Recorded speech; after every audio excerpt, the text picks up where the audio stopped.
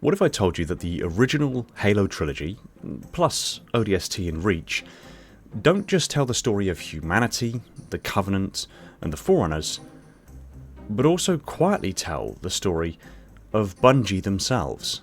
That the Covenant's grand lie collapsing in Halo 2 mirrors Bungie's own production pipeline falling apart.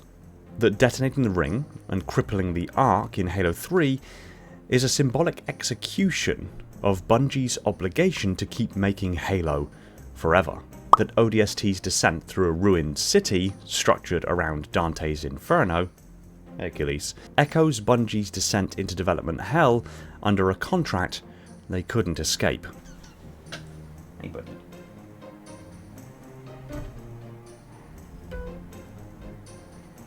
You're going to play us some light jazz. And Reach, with its doomed last stand, its survive epilogue, and the final shot of a world reborn and a sleek new human starship, is not just about Noble Team. It's about Bungie finally winning their freedom and stepping into their destiny. Today we're not just breaking down Halo's story, we're breaking down the secret metatextual story of Bungie versus Halo, hidden in plain sight. Do you have something to say to the people?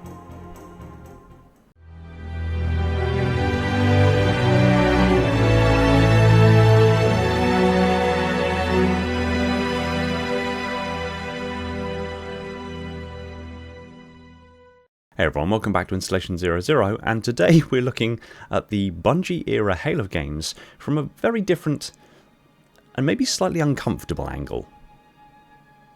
Not from the perspective of the UNSC, not from the perspective of the Covenant, and not from the perspective of the Forerunners, but instead the perspective of the studio that made the games. Because once you put Bungie's real-world story arc alongside the stories of Halo CE, 2, 3, ODST, and Reach, a very clear pattern emerges. You're led on my keyboard. You have a small, scrappy independent studio acquired by Microsoft in 2000, handed the weight of an entirely new console, and essentially told, make a generation-defining game. You have the catastrophic engine resets, brutal crunch, and a famously chaotic development cycle for Halo 2 where they literally scrapped their original graphics engine and built huge parts of the game after E3 2003. You have a studio that negotiated its independence but only on the condition it would deliver 2 more Halo games, ODST and Reach. And you have a creative team that, by the time Reach launches in 2010, walks away from Halo entirely to build a new universe under a new deal.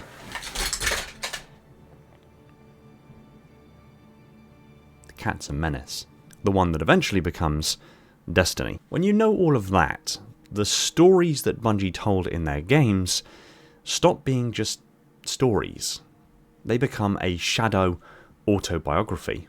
So let's walk together through the Bungie era Halo games again, but this time listen to the story they're telling about Bungie. We begin with Halo Combat Evolved. Now on the surface, a single ship limping away from a lost battle, a small, under-resourced military force stumbling onto a ring world it barely understands, a handful of Marines, and 1 Spartan, fighting odds they have absolutely no business surviving. Bungie was a small studio, originally a Mac-focused developer from Chicago. They'd been acquired by Microsoft only relatively recently, limping away from the battle that was Myth and its software glitch that when you uninstall the game, it wiped your hard drive, forcing Bungie to replace all sold copies of the game to the tune of nearly $1 million. They were uprooted and told, you are now the tip of the spear for the Xbox. The game that became Halo had already been through multiple incarnations, an RTS, a third person, and then an FPS, and they were racing the clock to deliver a launch title that would basically justify an entire console's existence. So CE's tone, this sense of desperate improvisation of a tiny team against incomprehensible cosmic stakes, isn't just humanity's story, it's Bungie's. The Pillar of Autumn is a metaphor for Bungie as a studio, overextended, under-armoured, but staffed with people who are too stubborn to quit. Halo CE is the miracle that shouldn't have worked, but it did. And that's exactly how Bungie survived that era. But it gets strikingly deeper than that the further we go into Bungie's tenure. We hit Halo 2, and this is where the meta reading really kicks in. Publicly, we know the story. After the success of Halo CE, Bungie tried to build something much more ambitious. The E3 2003 demo showed off a flashy, cinematic vision of Halo 2.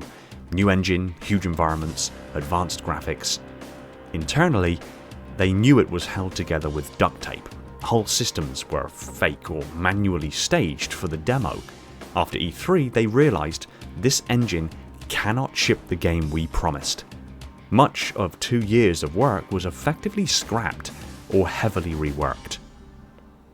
The team went into a brutal crunch to salvage what they could. The final game is brilliant, but everyone knows it's half finished. It ends on the famously abrupt cliffhanger because they simply ran out of time. Now look at the story Bungie chose to tell inside of Halo 2. The Covenant, a galaxy-spanning theocracy, is built on a lie. A mistranslation of Forerunner relics, a manipulated mythology. The prophets knowingly perpetuated a false religion to maintain control. The moment the lie can no longer hold, the Covenant fractures into civil war. The elites discover humanity is not some vermin beneath them. Humanity is central to the Forerunner legacy. Under Bungie-era lore, where humanity are the Forerunners' direct inheritors, this lands even harder. The Covenant has been worshipping a distorted story all along, and the truth cuts the Empire in half. Now put that beside Bungie's real situation. The engine they built their game on turns out to be a lie they can't ship. The promises they made at E3 are suddenly exposed as untenable. Internally, the studio is in its own form of civil war. People exhausted, pipelines bottlenecked, leadership forced to concede that half the dream has to be cut. Halo 2 becomes a game about a broken system being held together with improvisation. A grand universe-defining story that cannot survive contact with the truth. A loyal warrior caste, the elites, discovering they've been used. Is that literally Bungie writing a diary entry? Of course not. But emotionally, structurally, Halo 2 is Bungie's crisis of faith, projected onto a collapsing alien empire. And now we come to the crownstone of Bungie's era of Halo, Halo 3. Externally, it's framed as finishing the fight, the conclusion of the original trilogy. Bungie is more stable, the tech is mature, the project is still intense, but not the catastrophic chaos of Halo 2. They know this is, at the very least, the end of this arc. Internally and thematically, Halo 3 is about closure. But it's how they chose to close it that exposes the meta-story. In the final missions, Chief activates a replacement Halo ring. The installation fires, eradicating the local flood threat. But the ring tears itself apart, and the firing sequence severely damages the Ark itself, the Forerunner foundry that can manufacture new Halo rings. Now, of course, we since know that the Ark recovered, but at the time, we didn't know that was possible. So from an in-universe perspective, it's the tactical move they have to make. Save reality now, deal with the consequences later. From a meta perspective, knowing Bungie's position, they don't just destroy a ring. They destroy the machine that makes Halos. They metaphorically take the franchise factory, the thing that churns out these universe-resetting weapons, and they blow it up in a blaze of light. This reads like a studio that is saying, we are not doing this forever. They still leave the door open. Chief survives. He's cast adrift with Cortana, the wake me when you need me line, hinting to possible futures. And that's Bungie's way of saying, our story is complete. If someone needs to continue it later, they can wake him up. But as far as we're concerned, this chapter is over. They finished the fight. And then they blew up the production line. Going back to Bungie's history, it was very clear that they had no intention of making a sequel to Halo CE. It's only when it picked up as much traction, speed and support that it did that they then conceded to make a sequel, Halo 2. And Halo 2 was meant to be the conclusion of that story. The arc was supposed to be on Earth. They were going to finish the story of Halo at the end of Halo 2. But they overstretched. They ran out of time and realised the only way they could finish that story is with a third installment. Thus, Halo 3 came into being, but they clearly outlined, by literally destroying the arc at the end of the game, the very place that makes Halos, almost a mirrored metaphor for Bungie themselves. They closed the door. They made it abundantly clear, we want to move on from Halo. This story is over. But as we well know, Microsoft had different plans in mind. I'm sure that if Bungie had the choice, they would have closed the door on Halo at that point and moved on to the next thing, Destiny. If Microsoft had allowed them, we would have only ever got Halo CE, 2 and 3.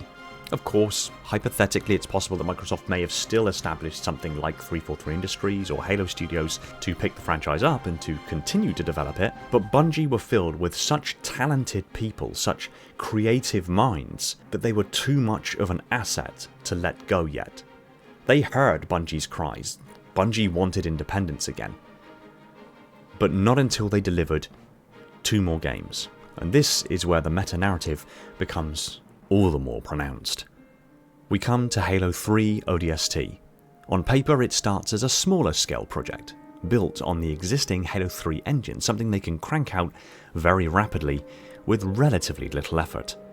That alone made development less technically fraught. Bungie's devs have mentioned that ODST was one of the very few Halo titles where they weren't reinventing the wheel under pressure. But context matters. By this point, Bungie has negotiated its independence. Microsoft keeps Halo, and Bungie gets to leave, once they make 2 more games, Halo 3 ODST and Reach. So, ODST exists in this limbo phase where Bungie is technically on its way out, but still bound by contract. Limbo. Halo ODST. I'm sure those who know the deeper story already see where this is going. What kind of story did Bungie tell with Halo 3 ODST? A noir-inspired, rain-soaked city at night. A silent protagonist wandering alone through the ruins. A narrative structure openly influenced by Dante's Inferno and classical Descent narratives. 9 circles of hell. 9 layers of descent. A journey downward before one can surface again. That maps eerily well to Bungie's own situation. They thought Halo 3 was to be the end. They just finished the fight, only to then realise, no, we're still anchored to Microsoft. We have more work to do down here. ODST becomes a story of a scattered squad trying to find each other again. People lost in the dark, separated by circumstance. A long journey through night and wreckage to piece together what happened. Emotionally, it's Bungie in the period where they know freedom is coming, but they're not there yet. The game whispers, we can do more than Halo. ODST is so thematically different from the other Halo games, so completely different in its style and execution, that if there weren't Covenant in this game, you'd be forgiven to think it wasn't even a Halo game. This was Bungie's way of saying, we can do more than Halo. We will do more than Halo. This was exemplified with the smaller, more human stakes, the jazz-laced ambience, and experimental storytelling. And yet under that, you can feel the weight of the contract. The descent into one more job before they can climb out. ODST is Bungie's purgatory.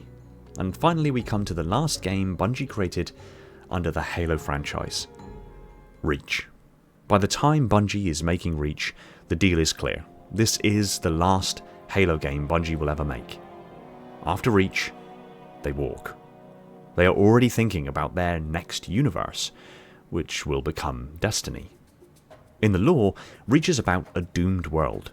A small team facing impossible odds, fighting on not to win outright, but to buy time for something greater to escape. Look at Noble Team through a meta lens. Noble Team is Bungie. Reach is Halo, the franchise, the universe, the work for hire IP owned by someone else. The Pillar of Autumn is the part of Halo that must survive beyond Bungie. The Chief, Cortana, the starting conditions of Halo CE. Noble's job is not to survive. Noble's job is to make sure the Autumn escapes. Bungie's job by 2010 is not to keep themselves attached to Halo forever. Their job is to ensure that the trilogy is complete, the universe is stable enough for someone else to take over, and their time on the franchise ends with dignity. The epilogue mission, objective survive. That is so on the nose, it nearly hurts. You, as the player, and as Noble 6, cannot win. You can fight, you can hold the line, but eventually, the waves of enemies overpower you, and the helmet goes still. This is Bungie's experience. Wave after wave of deadlines, expectations, corporate oversight, shifting deals, a years-long effort to earn their freedom, knowing they will have to die, in a sense, as the Halo studio, to live again as something new. And then we get to the true ending. Time passes. Reach heals, grass grows around a cracked helmet. A new human city and an advanced human starship are visible in the distance. That ship's aesthetic? Suspiciously close to early Destiny concept art and the general vibe of Bungie's next universe. That shot is not subtle. It says what we built here will be buried, but not forgotten. From its ruins a new age will rise, and we will build something else, under our own terms. It's a metaphor for freedom. A farewell benediction to Halo, and a quiet see you Starside for what's coming next. Reach doesn't leave the door open for Noble 6 like Halo 3 did for Chief. Reach says, no, this really is the end. Noble 6 doesn't drift off in cryo. Noble 6 dies on the hill so everyone else can live. That's Bungie's final act of service to Halo, allowing the reset back to the beginning. So what do we do with all this? I'm not saying that Bungie sat around a table and literally said, right, let's hide our contractual negotiations with Microsoft inside the story of a theocratic alien empire collapsing under a mistranslation. Art doesn't work that way. But you can't go through the pressure cooker of Halo 2's development without feeling like you're living inside a crumbling covenant. Well, I pitched this theory to Marty O'Donnell a while ago and have since pitched it to several other of the devs that were present at Bungie during Halo's tenure. I've yet to receive a response from the others, but when or if I do, I will pin them in the top comment down below. Marty's response, however, was quite telling. He said, quote, "Sadly, I can neither confirm nor deny your theory. Many different creators were involved in the team projects that were Bungie's Halo, and so I can't speak for everyone." Now, Marty's response that he can neither confirm nor deny because he can't speak for everyone is telling in itself. It acknowledges that Bungie was a large team, each member carrying their own emotional reality, and therefore he cannot rule out that these struggles naturally consciously or unconsciously seeped into the story. And that's the truth of art. Creators don't need to intend a meta-narrative for it to emerge. When a studio is living through a decade-long arc of deception, collapse, survival, sacrifice, and liberation, those themes inevitably imprint themselves onto the work. Intentional or not, the Bungie-era Halo games form a mythologized reflection of Bungie's own journey. A shadow autobiography written across 5 masterpieces. And at the end of the day, there are simply too many parallels between Bungie's real-world journey and the narratives of Halo CE, 2, 3, ODST, and Reach for it to be all dismissed as coincidence. When you map the studio's timeline, the acquisition, the engine collapse of Halo 2, the burnout, the contractual obligations, the desperate fight for independence, and the final act of creative self-liberation against the stories Bungie chose to tell at those exact moments, the pattern becomes unmistakable. Halo 2's collapsing Covenant mirrors the collapse of Bungie's own production pipeline. Halo 3's destruction of the Ark mirrors the studio metaphorically blowing up the Halo factory they felt trapped in. ODST's Dante-inspired descent through a ruined city reflects their descent into contractual development hell. And Reach's doomed last stand, ending with a broken helmet on a reborn world and a ship resembling early Destiny art, reads as Bungie's own sacrifice and rebirth into freedom. This is what makes the Bungie era feel so emotionally true. It isn't just good plotting, it's lived experience, translated into myth. The Bungie era Halo saga is, in a very real sense, the story of a small, stubborn studio that rose, nearly broke, clawed back its soul, and then sacrificed its old identity so it could be reborn. We usually talk about Halo as a story about Spartans, rings, and aliens. But underneath all of that, there's another story. A story about independence, about creative burnout, about the struggle to remain yourself when you've become an institution, and about choosing to walk away from the thing that made you famous so you can build something new. Halo is Bungie's universe, yes, but it's also Bungie's confession. So the next time you replay the Bungie-era Halo, as you step onto the ring in CE, watch the Covenant tear itself apart in Halo 2, fire the replacement Halo and wreck the Ark in Halo 3, wander New Mombasa's streets in Halo ODST, and make your final stand on Reach. Ask yourself, what was happening to the people who made this when they wrote this story? Because once you see the meta-narrative, you can't unsee it. As always, thank you for watching, and until next time.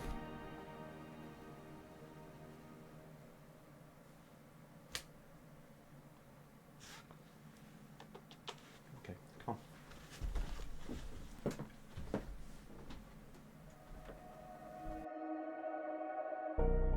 Thanks for watching. If you like this video, be sure to tap that like button. If you want to see more videos like this, be sure to subscribe if you haven't already. Pop a comment down below on things you'd like me to cover in the future, or any thoughts on today's video. I'll just quickly take this opportunity to thank my patrons and YouTube supporters: Falcon X003, the singular Contender class Ancilla, Laser and Spartan 0137, 2 of the triumvirate of mines within the Metarch of my installation. My installation's monitors: Shane, Orion, Spartan 1029, 121 Esoteric Sight, Ashley, and Sylphia. The creche of sub-monitors: Legion, Ryan, Labrat, Element 0, J3, Mr. Keys, Gunslinger Cult, Evermore's, Personal Devil, Scion Esports, Phantasma, and Tony. My fleet of Strato Sentinels. My most loyal of Enforcers. And every single one of the awesome individuals helping to support the channel over on Patreon. It really does help and allows me to keep doing what I do, and I can't thank you all enough. Huge shout to my Tier 0 Transcendent YouTube members Balaz, Jimbo, and Mori. Thank you for continuing to stand sentry over my installation from all threats metaphysical. And if you would like to help support the channel in a more visceral way, consider jumping aboard as a YouTube member or patron to earn tons of perks, merch, and goodies along the way. Thank you again for watching, take it easy everyone, and find peace in the domain.